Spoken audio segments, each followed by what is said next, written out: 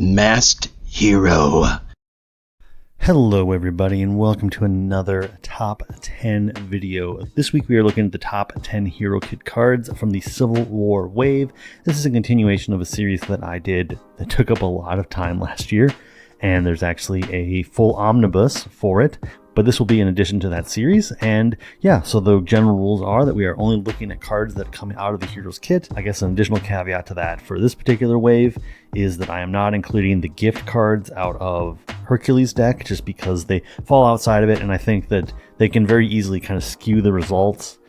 They are incredible cards, but I don't consider them a part of the kit necessarily, at least not in terms of the way that we're talking about the rest of the top 10.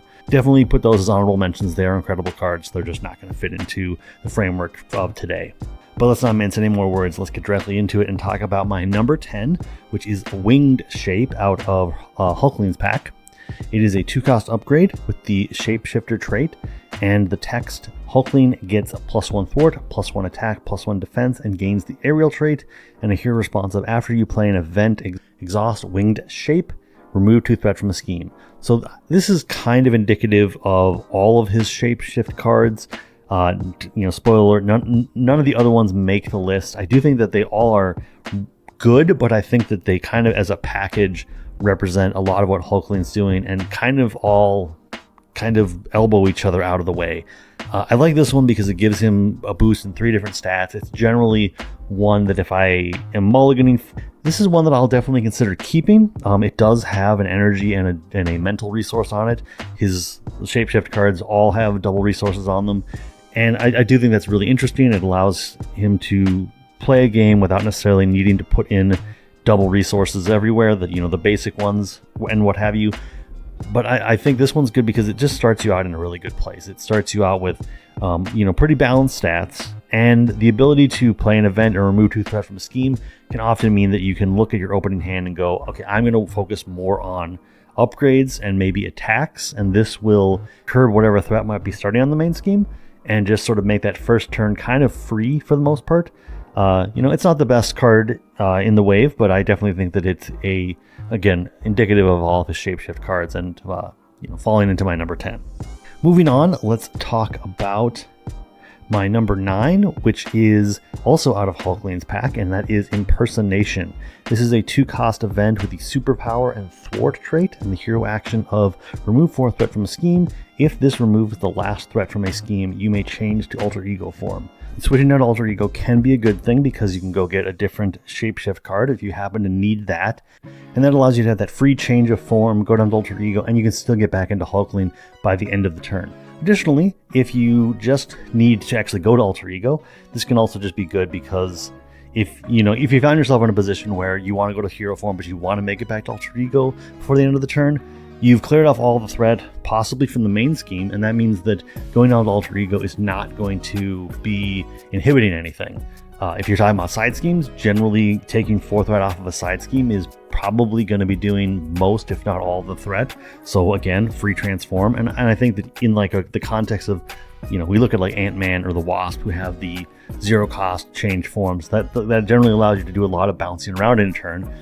Obviously, you don't have the same thing going on with Teddy as you do, those 2 heroes. But I think that anytime you can change forms, it adds an extra nuance to what you're able to do on top of a card that already has an effect that I find, pretty much on curve, if not a little bit above the curve, depending on what you're looking at. And yeah, Impersonation was an easy pick for me at my number 9.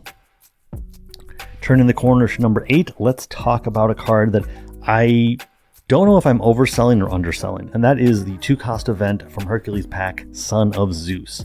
So this is an event. It has the Olympus trait and the hero action of Ready Hercules. If you have at least 1 gift, ready a identity-specific upgrade you control. 2 gifts, gain a tough status card. 3 gifts, draw a card. I am looking at this, I think I even said this during my pack opening for Hercules. I'm going to assume that for the most part I only have 1 or 2 gifts, and base my evaluation off of what does it look like with 1 or 2 gifts. If you have all 3 gifts for Hercules, that's probably the last turn of the game. That's what I've kind of discovered. Once you've done all 3 of the labors, you are in such a position. You've drawn 12 extra cards which can be amazing, especially for a hero with such a low hand size. By that point, you may have crafted your hand to such an extent that you are ready to deal 2 dozen damage in a turn. So that 3 gift caveat, especially on a card like this, is sort of splitting hairs. But I think that just the ability to ready Hercules, having ready in your kit, is a good thing. And if you can ready up an identity-specific card, an upgrade, like he has his mace that I think gives him overkill, awesome.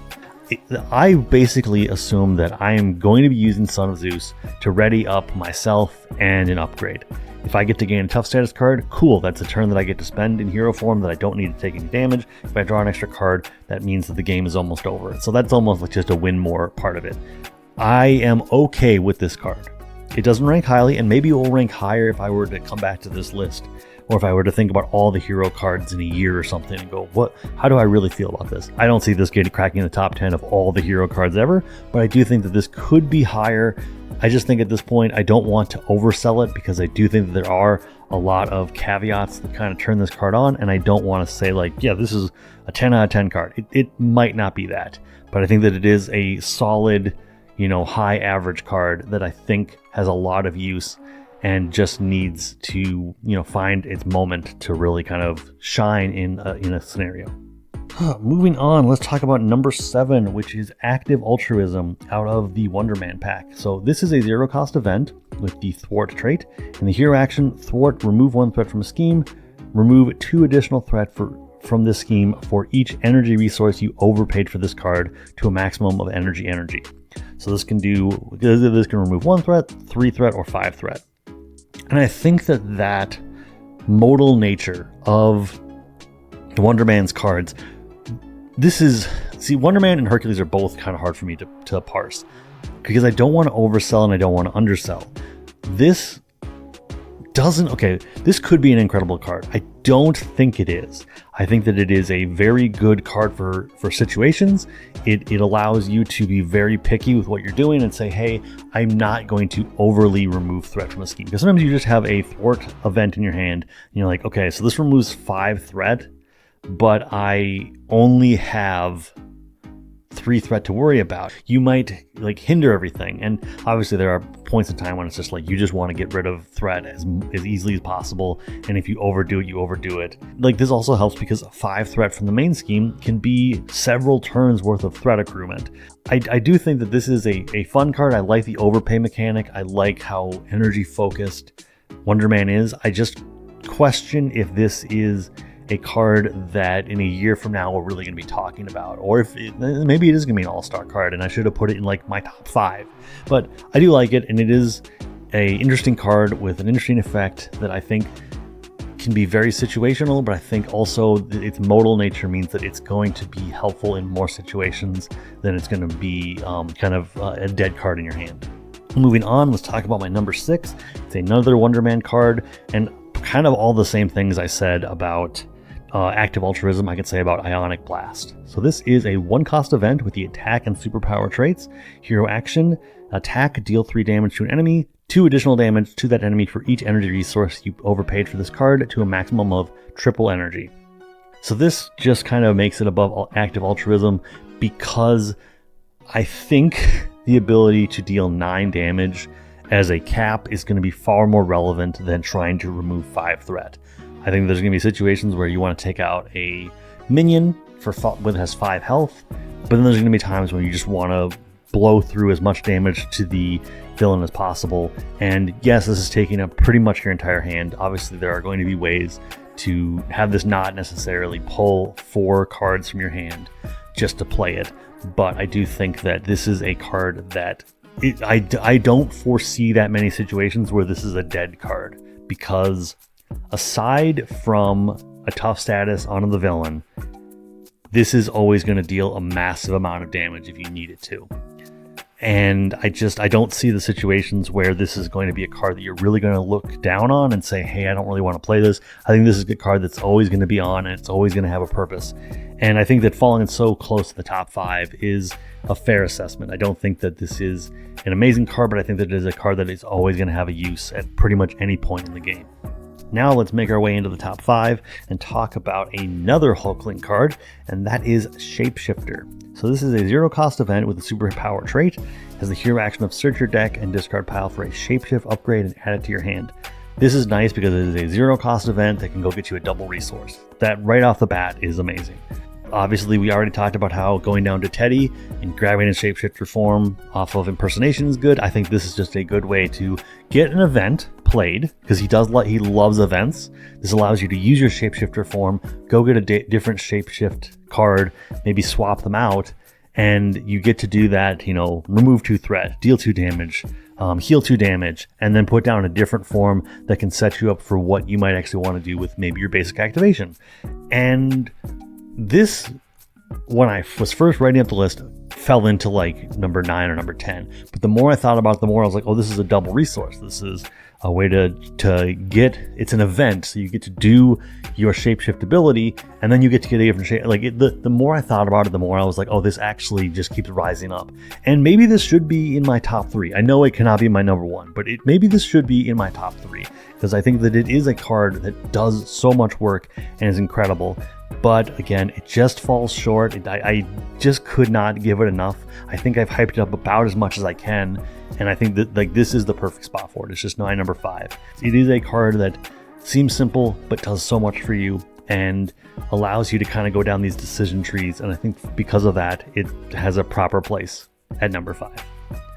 Turning the corner to number 4, this was a hard one to really put this low, and I think saying this low for my number 4 is maybe saying something about how I think about this card. But we have Hunted out of Tigra's pack.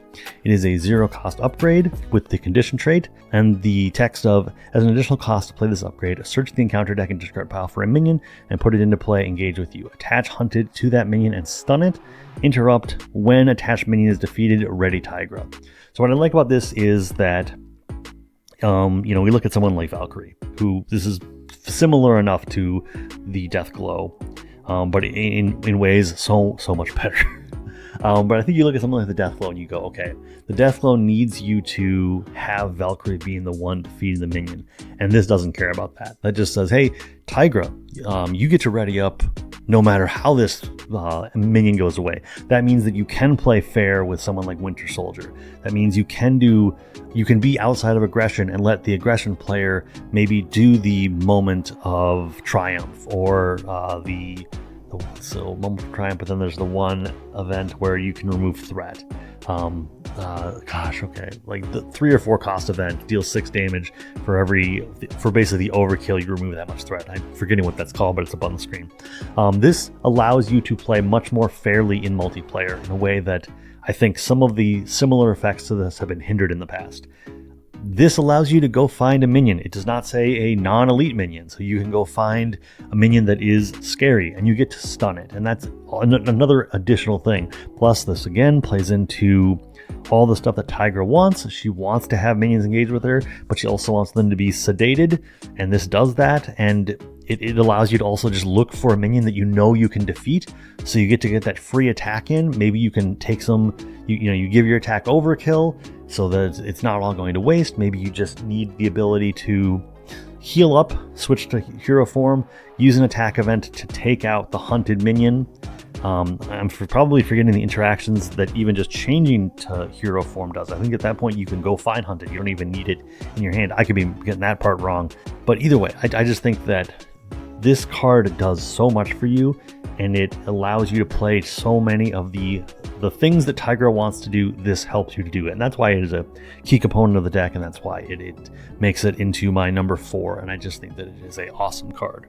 Turning the corner to number 3, let's talk about Lion of Olympus, which is a 0-cost upgrade with the Olympus trait. It has the temporary keyword, which means it's going to get discarded at the end of the round. And your hero gets +1 thwart, +1 attack, and +1 defense. This is out of the Hercules pack, if that wasn't clear. I have found that this doesn't seem like a lot.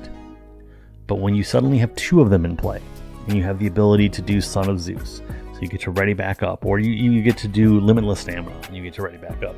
This just takes what you're doing and suddenly makes it so it's like, oh, okay, well, I guess I can handle, even at a baseline, even at the point when you are at your weakest, maybe you have 2 Line of Olympus in hand, and suddenly, no matter what labor you get, I suppose the protection labor is not going to do it for you. But if you have the Fight the Hydra, if you have the Side Scheme one, this means that you're probably going to clear it pretty quickly because you get to have activations that are so much better than they were normally. And yeah, this card has always felt like every time it gets played, it means that the turn is going to be big, the turn is going to be fun.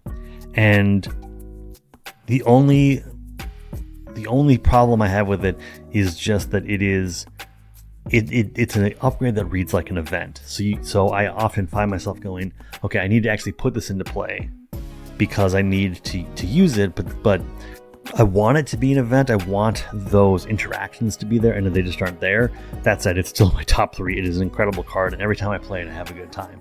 And that, yeah, plain and simple, it is just a card that impresses me every time I play it. All right, number 2. This was a hard one. I think it's going to speak volumes to how highly I think of number 1. My number 2 is Moon Knight. The 1-cost ally out of Tigra's pack has 2 thwarts, 2 attack, 3 hit points, the Avenger trait, and the force responsive. After Moon Knight enters play, search the encounter deck and discard pile for a minion and put it in play, engage with you, stun and confuse that minion. This is such an incredible ally.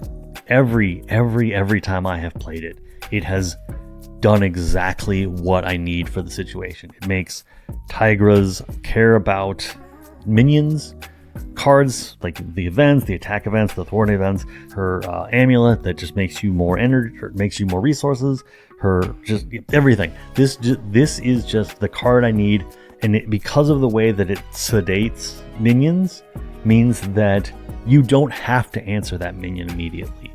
It can be one where you take 2 turns to get rid of it. But now you know the rest of the table doesn't need to worry about this minion that was hiding in the encounter deck and could have caught it at any time. Like Monster out of a Mutagen formula is one that you don't really want to be surprised by that one. Or like even the Goblin Knight out of that scenario is one that you don't want to be surprised by that. Just go find it, put it into play, and go, I will handle this in good time. Nobody else needs to worry about it. It's not going to be a threat to anybody. Let's just get it out of the way and move on with our game. And when you can take the unpredictable or the difficult elements out of a scenario, defang them a little bit, it just makes it so that you feel even more like a superhero. Not to mention the fact that it costs 1 and it has 2/2 stats. Like, that is just great. Plus 3 hit points. So like you get to do all this stuff and you get to get like 6 damage or 6 thwarting or some combination of that out of this card. And yeah, just I cannot have higher praise for a card. Maybe one of the best allies in the game is Moon Knight. And my number 1, this started at like number 7 and just kept going up. And that is the 1-cost upgrade Mr. Hollywood out of Wonder Man's pack. So this is a title traded card with the resource text of generate a energy resource to overpay for a card, limit once per card. The important thing about this is you are not exhausting it. So this just means that any card you need to overpay for, be that be a ally, be that be his events, whatever it is, you just get to add an extra overpay to every card that cares about that.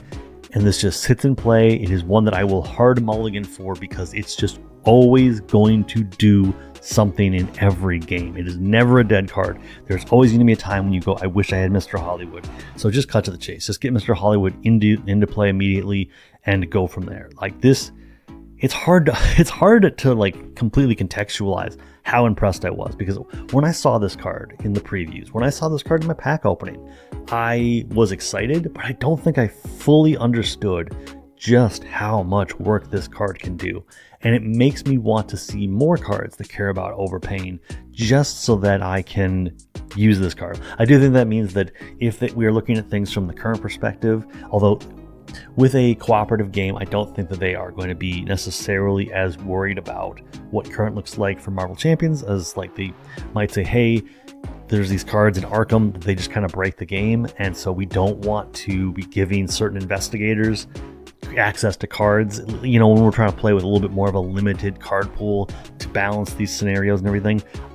I don't see them going, well, we're not going to give a whole bunch of overpay cards because that's going to make Wonder Man too strong. But I think that it says, hey, give us more overpay cards, even if they are just simple, like just if you overpaid for this, period, like just you put one extra resource into this, you get to do something. I think that you can make cards that aren't broken, but definitely just Wonder Man makes them into something all the time, and I think that that's just incredible. And that's why it's my number one, and that's why it tops the list. But that is my top 10. What cards out of the Civil War wave impressed you the most? Let me know in the comments. But until next time, thank you so much for your time. Have a great day, and remember, you're doing great. Keep it up.